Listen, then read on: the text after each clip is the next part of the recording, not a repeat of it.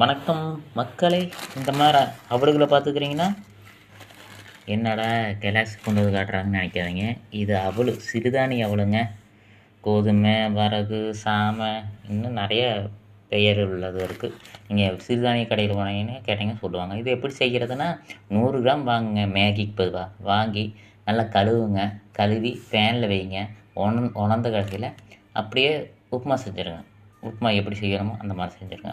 வேறு லெவல் இருக்குது. டேஸ்ட்டும் நல்லாயிருக்கு, சாப்பிட்றதுக்கும் நல்லாயிருக்கு, உடம்புக்கு நல்லது சிறுதானியம். நம்ம இது ஆல்ரெடி சின்ன வயசுல நம்ம சாப்பிட்ருக்க மாதிரியே நம்ம அம்மா அப்பா சாப்பிட்ருப்பாங்க.